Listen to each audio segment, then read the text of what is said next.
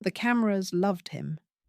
Every flash found Tae-woong at the center of the ballroom, composed, immaculate, a man whose silence carried more weight than other men's speeches.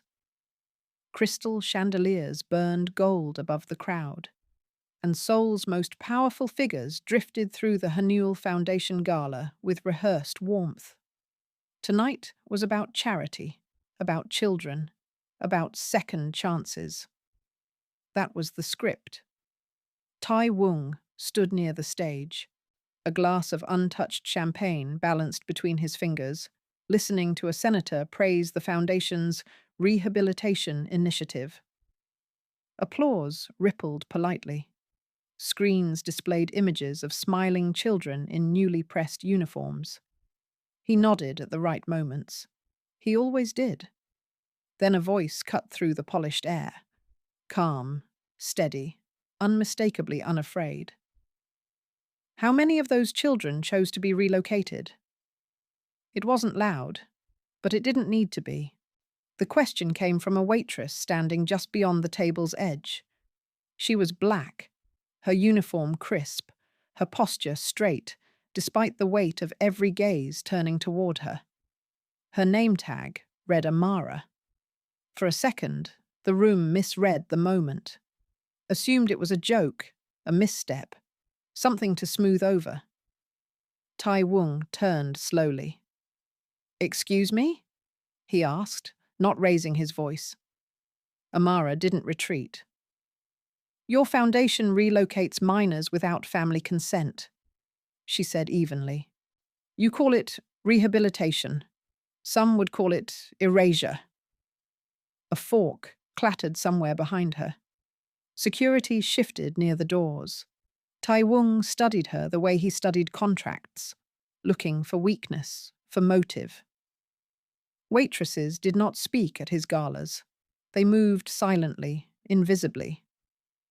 "You're here to serve," he said at last, voice smooth as polished stone. "Not to question." "I'm serving," Amara replied. Truth. The word hung there, reckless, dangerous. A faint murmur rippled through the guests. Phones tilted slightly. The air thinned. Tae-woong took one measured step closer. Up close, his presence felt gravitational, not loud, not aggressive, just inevitable. "You're dismissed," he said quietly. "Leave." It wasn't shouted. It didn't need to be. Humiliation worked best when spoken softly. A lesser person would have lowered her eyes, apologized, disappeared. Amara didn't move. She met his gaze, not with anger, not with fear, as with something steadier, recognition, and that unsettled him more than defiance ever could.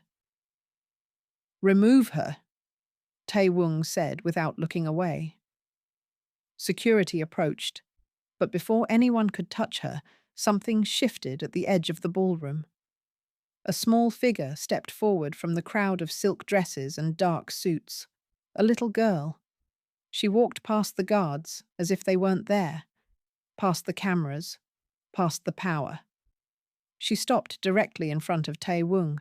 He reached for his hand with quiet certainty and said, clear enough for the entire room to hear, "Daddy."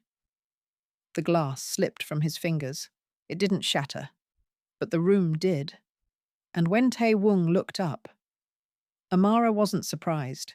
She was afraid. For a moment, no one breathed. The music faltered mid-note. Conversations collapsed into silence. The word still hovered in the air. Small, simple, devastating. Daddy. Tae-woong felt it before he understood it. The warmth of a tiny hand wrapping around his fingers. The faint tremble of it. The weight of expectation inside a single syllable. He looked down. The little girl couldn't have been older than 6. Pale blue dress, hair neatly braided, eyes steady, not confused, not mistaken, certain. "I've been looking for you," she added softly. A dozen cameras lifted instinctively. Somewhere near the bar, someone whispered, "Does he have a child?" Tae-woong did not. He knew that with absolute clarity. His life was audited by enemies, tracked by allies, dissected by the media. There was no hidden daughter, no secret heir. Yet the girl's fingers tightened around him. "You promised?" she said. Promised. The word struck differently. His pulse slowed instead of racing, the way it did when he sensed danger, not embarrassment. His mind began calculating. Who sent her? Who benefits from this scene? Political sabotage, extortion attempt. But this didn't feel staged. The girl wasn't performing. She was searching his face as if confirming something she had waited years to see again. Tae-woong slowly knelt, bringing himself level with her. "What is your name?" he asked carefully. She blinked, as though surprised by the question. "You used to call me Little Star," she replied. A ripple passed through the room, curiosity turning to discomfort. Tae-woong felt something unfamiliar brush the edges of his thoughts. Not memory. Not yet. Just friction. He had never used that name. Had he? Before he could press further, he became aware of movement to his left. Amara. Security had stopped advancing. She hadn't tried to flee. She hadn't protested. She was watching the girl. Not the crowd, not the cameras. The girl. And the look on Amara's face wasn't triumphant. It was fear. Not the fear of exposure, not the fear of failure. The fear of something irreversible beginning. Tae-woong stood slowly, still holding the child's hand. "Who brought you here?" he asked her. The girl tilted her head. "You did." A murmur, louder this time. That answer didn't land as a child's confusion. It landed as a contradiction. Tae-woong turned sharply toward Amara. "You?" he said. "Explain?" Her jaw tightened, but she didn't step back. "I can't," she replied. "Can't?" His tone sharpened. "Not here." That was when Tae-woong noticed something else. The girl wasn't looking at the cameras. She wasn't looking at the guests. She was looking past him, toward the balcony above. And for the first time that night, Tae-woong felt it too. Not a scandal, not humiliation, a trap. And whatever this child had just set in motion. Amara was afraid because she knew who was really watching. The room had not recovered. It held its breath the way a body does before pain registers. Tae-woong lowered himself slowly, kneeling in front of the child as if the marble floor beneath him belonged to someone else. The cameras were still up. The guests were still watching, but their presence faded into a blur. All he could see was her. Up close, her eyes weren't pleading. They were searching. "You said you would come back," she whispered, her voice steady in a way children's voices rarely are. "You're the man who promised." Promised. The word struck deeper this time. Tae-woong's expression did not change. It never did. But something behind it flickered. Not recognition, not yet. Something more fragile. "I don't make promises lightly," he replied carefully. "When did I say that?" The girl frowned slightly, as if confused by the question. "When it was loud," she said. "When the smoke hurt my eyes, you carried me. You said, 'I'll fix this.'" Smoke. The ballroom lights seemed too bright suddenly. A flicker, just a flash, tore through his mind. Heat, sirens, a warehouse district years ago, a raid gone wrong. He had entered after the fire started, not before. He had carried someone out. But that had been chaos. Dozens of children, at names, replaced by numbers. He had handed them off to processing teams and moved on. He had never asked what happened next. His jaw tightened almost imperceptibly. "That was not a promise," he said, more to himself than to her. The girl's small fingers tightened around his cuff. "You looked at me," she insisted. "You said you wouldn't let them change me." A silence heavier than the earlier shock settled over the crowd. "Change me." Tae-woong felt the crack then. Not visible, not audible, but undeniable. It wasn't a memory returning. It was memory resisting. He prided himself on recall. Faces, deals, threats. He never forgot anything that mattered. So why did this feel like something he had deliberately filed away? He searched her face again. The curve of her jaw. The faint mark near her temple. A crescent-shaped birthmark at her wrist. And for the briefest second, the world tilted. Not because he remembered, but because he realized he should. Behind him, as someone cleared their throat. Nervous, uneasy. "Sir?" a security aide whispered. "We should move." But Tae-woong didn't stand. He couldn't. The girl leaned closer, her voice dropping so only he could hear. "They said you were important," she murmured. "That you would decide who I became." His breath slowed. Decide who I became. He had signed countless approvals, relocations, identity restructures, efficiency protocols. He had never read the faces attached to them. Until now.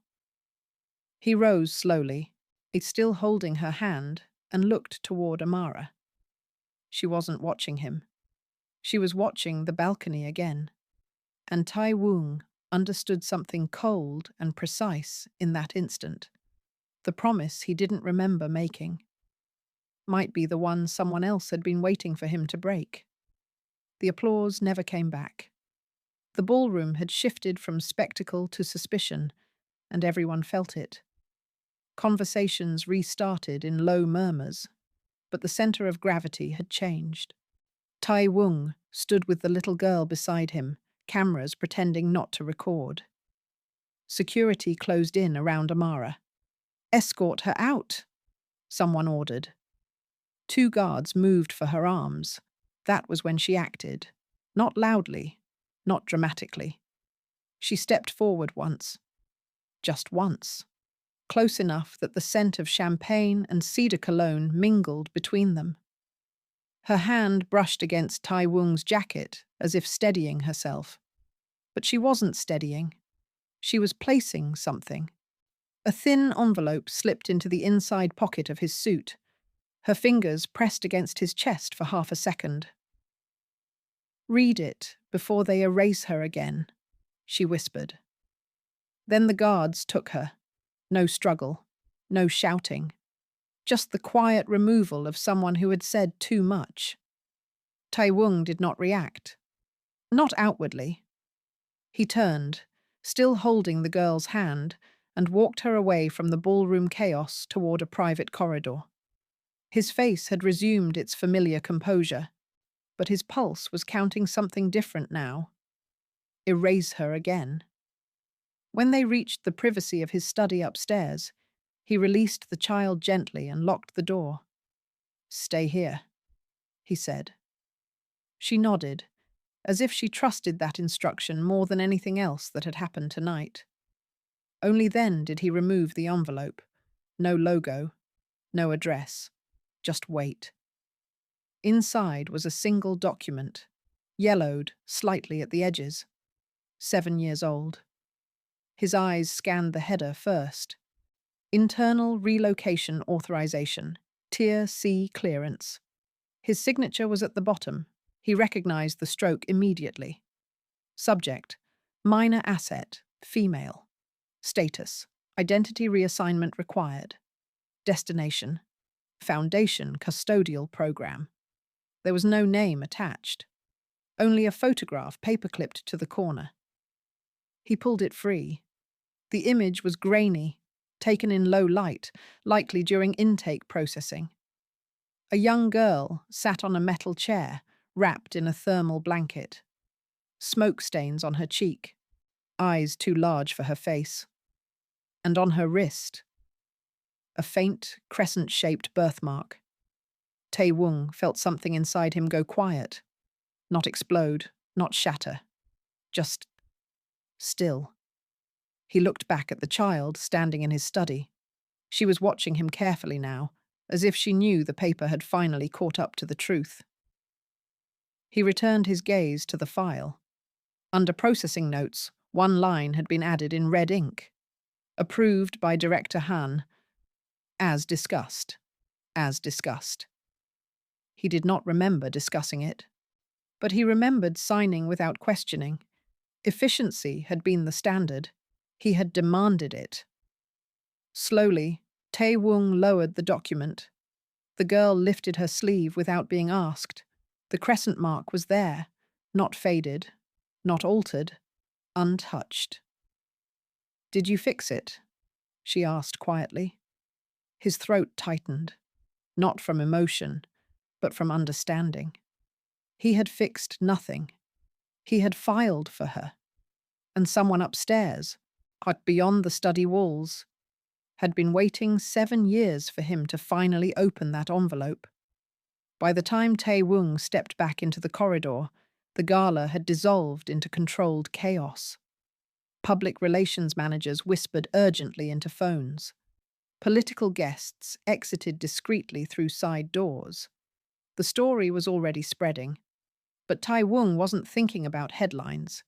He was thinking about the envelope and the red ink. "Find her," he told his head of security. "Not to detain, to bring." The man hesitated, surprised by the wording, but nodded and moved. 20 minutes later, Amara stood in Tae-woong's private office, no longer in the ballroom uniform. The apron was gone. The white gloves were discarded. She looked smaller without the crowd, but not weaker. Tae-woong dismissed everyone else. The door locked. For a long moment, neither spoke. "You're not a waitress," he said finally. "No," she replied. "What are you?" Her eyes didn't flinch. "I'm a social worker." That answer didn't fit the image he had constructed of her. Calm defiance under crystal lights. "For who?" he asked. "For children who disappear?" she said. The room cooled. She reached into her bag and placed a tablet on the desk between them. One swipe brought up a secure database. Encrypted files. Coded names. "Your foundation doesn't rehabilitate," she said. "It relocates." Tae-woong remained still, but his gaze sharpened. "Define relocate." "Children rescued from trafficking rings are processed under your protection," she continued. "Their names are erased, birth records altered, identities reassigned to families who need heirs, politicians, investors, foreign allies." "That's an accusation." "It's a ledger." She tapped the screen. File after file scrolled past. Transfer approvals, custodial clearances, identity restructures. The signatures varied. But the authorizations traced back to one central network. His. "You fund the foundation through shell accounts," she said. "Director Han runs intake and distribution. The system launders identities the way others launder money." Tae-woong felt something unfamiliar creep beneath his control. Not guilt. Pattern recognition. "And the girl?" he asked. Amara's jaw tightened. "She was pulled from a warehouse raid 7 years ago," she said. "She remembers a man who carried her out. She believed that man would protect her." Tae-woong did not interrupt. "Instead," Amara continued, "she was processed, renamed, assigned. Her birth certificate was destroyed. Her existence is rewritten." He exhaled slowly. You infiltrated my gala for this? I've been inside your foundation for 8 months, she corrected. That startled him more than the accusation. What? Junior caseworker, she said. Temporary hire. You were hired through our internal vetting. Yes. That meant someone had approved her, or someone had allowed it. Why come to me tonight? He asked. Because you're the only one who didn't know, she said quietly. The words didn't flatter. They were accused. You signed the relocations, she added, but you never saw the children. He looked down at the document still resting on his desk. Minor asset. Female. Identity reassignment required. Why tell me now? He asked. Amara's voice softened, not with weakness, but urgency, because the system isn't just about placement anymore. She leaned closer. They've started moving the erased again. The silence that followed felt heavier than any gunshot. And this time, she said, she's not the only one. Director Han did not knock. He never had to. The office door opened with the quiet assurance of someone who believed he still belonged inside every decision. He entered without urgency, without visible tension, as if tonight's scandal were merely a minor scheduling conflict. Tae-woong remained by the window, his soul glowing below like a circuit board he had once controlled with ease. You should have warned me, Tae-woong said calmly. Han folded his hands behind his back. About which part? The composure in his voice wasn't arrogance. It was ownership. The file, Tae-woong replied. The child. A faint smile touched Han's lips. Not amusement, but recognition of a long-delayed moment. You signed those papers yourself, Han said. You wanted efficiency. The word landed like an echo from another life. Efficiency. Tae-woong remembered the meetings, the demand to streamline intake, reduce paperwork, remove emotional variables. Children processed faster meant alliances secured faster. I approved logistics, Tae-woong said, not erased. Han stepped closer, gaze steady. You approved outcomes. The silence sharpened. Powerful families required clean histories, Han continued. Untouched heirs, no complications, no pasts that could be weaponized. Your system made them untouchable. My system? Tae-woong's tone cooled. Yes, Han said simply. The foundation exists because you built it. You asked for discretion. I provided it. The office lights hummed softly overhead. And the girl? Tae-woong asked. Han's eyes flickered, the first sign of something beneath control. She was valuable. Valuable how? Symbolic, Han replied. She survived the warehouse. You carried her. That image circulated internally. It strengthened loyalty, the narrative of protection. Tae-woong's jaw tightened. She was placed strategically, Han added, with a family positioned to support our expansion into foreign markets. The words were clinical, placed, strategic, as if she were inventory. And tonight? Tae-woong asked quietly. Was that placement also strategic? Han hesitated, not long, but enough. Some adjustments were necessary, he said. Your empathy has been unpredictable. It clicked.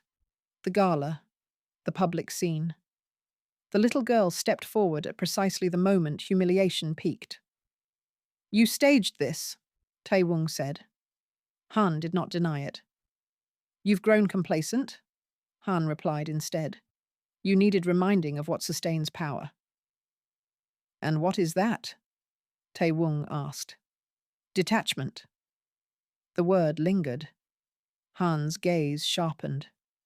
You were never meant to see her again. But now that you have, this can still be controlled.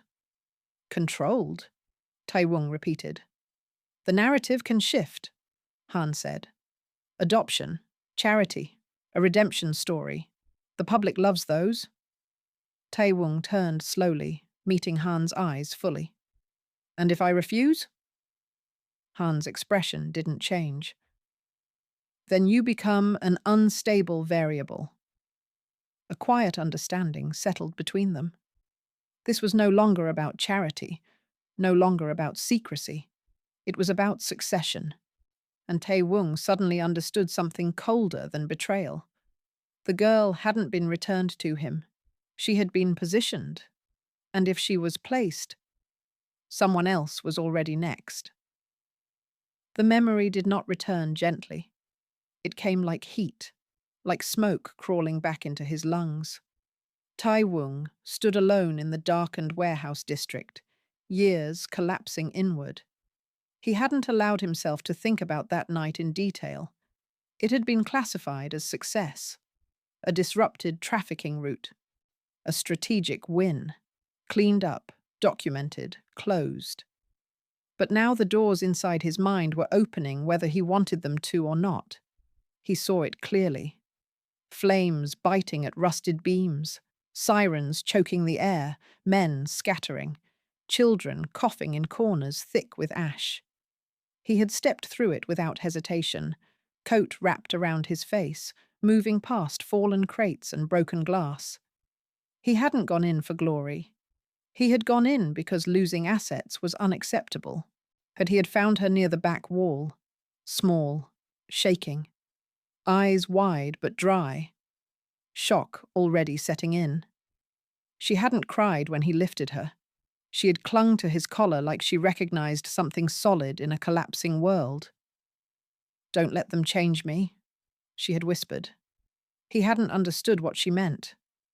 I'll fix this, he had replied automatically, the kind of reassurance leaders give when control is assumed. He had carried her out. He remembered that part vividly now. The way she had rested her head against his shoulder, as if that space belonged to her. The way she had watched his face through the smoke, memorizing it.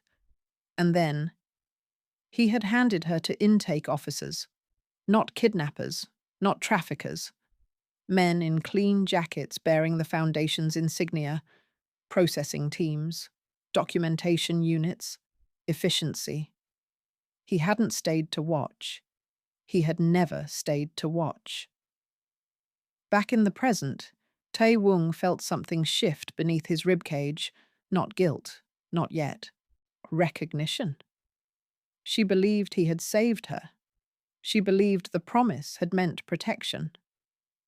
Instead, he had signed the relocation order weeks later when the file reached his desk. Minor asset, female, identity reassignment required. He had seen the classification. He had approved the transfer. He had believed he was optimizing recovery. He had believed systems were safer than chaos. Now he understood the truth. He had pulled her from one fire and delivered her into another, quieter, colder, so more permanent, erasure dressed as rescue. In the next room, the little girl was drawing quietly at the edge of his study, unaware of the war splitting open inside him. She trusted him, not because of blood, because of memory, because in the smoke, he felt safe. Tae-woong closed his eyes. He had spent years believing power meant shaping outcomes. Now he faced a decision he could not delegate. He could preserve the structure that made him untouchable, or he could dismantle the system that had erased her. Outside the window, city lights flickered across glass towers built on signatures like his. He opened his eyes slowly. For the first time, the empire felt small. And somewhere in the building, Director Han was already preparing for whichever choice he made next. By sunrise, the world was already burning, not with fire, with headlines. The Haneul Foundation's website went dark at exactly 6:03 a.m. At 6:05, Its encrypted internal documents began appearing on investigative news platforms across 3 continents. At 6:11, politicians who had praised Tae-woong's humanitarian leadership were scrambling to delete photographs. At 6:15, he stepped in front of the cameras. There was no prepared statement, no publicist at his side, no legal shield. I am suspending all operations of the Haneul Foundation effective immediately, he said evenly. All files related to its intake and relocation programs have been released to authorities. Gasps rippled through the press line. This wasn't damage control. It was detonation. Behind the scenes, calls flooded in. Allies furious, investors threatening withdrawal, partners warning of retaliation. Years of carefully cultivated alliances cracked in real time. Tae-woong didn't flinch. He had expected a collapse. He had not expected the silence in his own chest to feel like relief. Upstairs, the little girl sat cross-legged in the study, sketching with coloured pencils she had found in a drawer. Amara watched her quietly, tension braided tight through her shoulders. Then the security feed flickered. One camera went dark. Then another. Amara stood instantly. "Someone's inside," she said. Tae-woong didn't need confirmation. He already knew. Director Han did not lose control gracefully. The first shot shattered a hallway light, plunging part of the estate into shadow. Alarms screamed. The guards scrambled. Footsteps thundered up the staircase. "Take her to the panic room," Tae-woong ordered. "No," the girl said softly, looking up from her drawing. Her voice wasn't frightened. It was steady. "They're coming for me." That knowledge, spoken without panic, hit harder than the gunshot. Tae-woong crouched in front of her. "Not today," he said. This time, the promise wasn't automatic. It wasn't strategic. It was chosen. Another blast shook the corridor. Director Han's voice echoed faintly from downstairs, calm even now. "You don't understand the consequences," he called out. "You think exposing this saves her? It makes her evidence." Evidence. Inventory. Asset. Number. Tae-woong stood, something colder than rage settling into him. Not instinct, not impulse. Responsibility. He moved through the corridor with precision, intercepting Han's advance before the man reached the staircase. Their eyes locked. "You built this," Han said quietly. "And I'm ending it," Tae-woong replied. A final struggle, brief, violent, decisive. When security finally restrained Han, the foundation was already finished. But as silence returned to the estate, Tae-woong realized something else. The files he leaked were only what he had access to. And if Han had been running the surface, someone else might have been funding the depths.